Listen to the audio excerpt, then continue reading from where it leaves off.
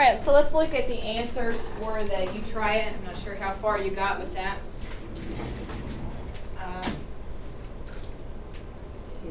But just to make sure that you have what you need on that as far as being able to check your answers. Okay, for part A, you should have, it said 2 moles of each ion, 2 moles of potassium ion and 2 moles of the perchlorate ion. So for A, it was 2 moles of each. For B, when you change from grams of magnesium acetate to moles of magnesium acetate, you should get, for that answer, just moles of the entire compound, 2.49 moles of magnesium acetate. And here's your formula for magnesium acetate. So it would be 2.49 moles of magnesium ion, and then twice that, or 4.98 moles of the acetate ion. For C, when you convert from formula units to moles, it works out to be 3.12 moles of ammonium chromate, NH4 taken twice, CrO4. And so we have 6.24 moles of ammonium ion and 3.12 moles of the chromate. And then for D, when you calculate the number of moles using the given information about concentration, you get 0.726 moles of the sodium bisulfate, which is NaHSO4.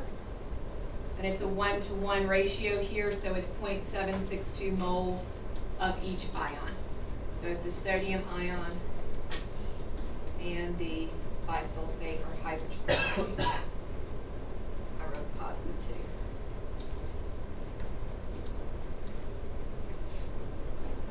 Yes. Can you give us more time for the neutrites? Yes. Because I feel slow. I'm in the middle of it. And then you start going over the answers. Okay. Just get the answers down, and that way if you have some, you can look at it later. Yes, but I will next time. C, how do you get smaller number for the second one? Okay. My total is 3.12 moles for the entire compound. I have 2 moles of the ammonium, so I have to multiply this by 2. So that's where for the ammonium is 6.24. For the chromate, there is only 1 chromate, so I just take my original total, which is 3.12. So, Yes. 0.762 or 0.726? That's what I got on part. 726 instead of 762.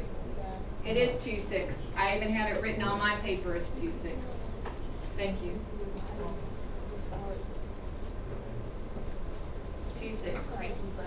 I transposed those numbers. But you're exactly right. Thank you.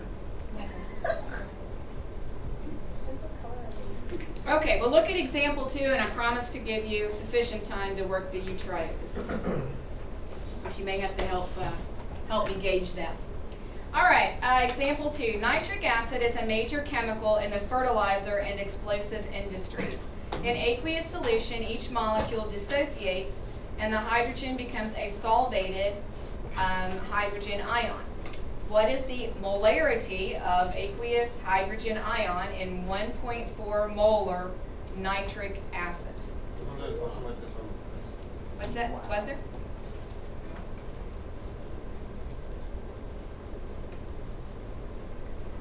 Okay, so this is nitric acid, HNO3.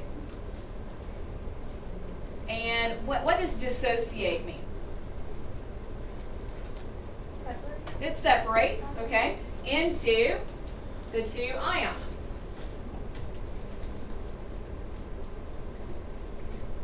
I'm I'm told that the solution itself, the nitric acid, was 1.4 molar. And this is a similar process as calculating number of moles. So again, if I had more than one, I would multiply this by that value. But in this case, I just have the one hydrogen as part of the compound. So the molarity for the hydrogen ion is 1.4 molar. But I would do the same process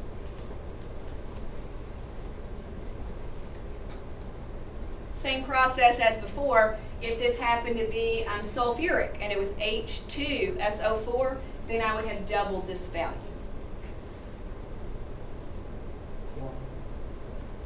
Okay? The eutriide asks a different question. It's kind of going back to what we were just working.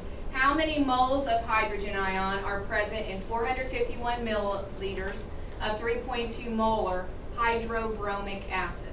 And hydrobromic acid is just HBr. So calculate, this is again like the eutriide 1, the molarity problem. How many moles of hydrogen ion?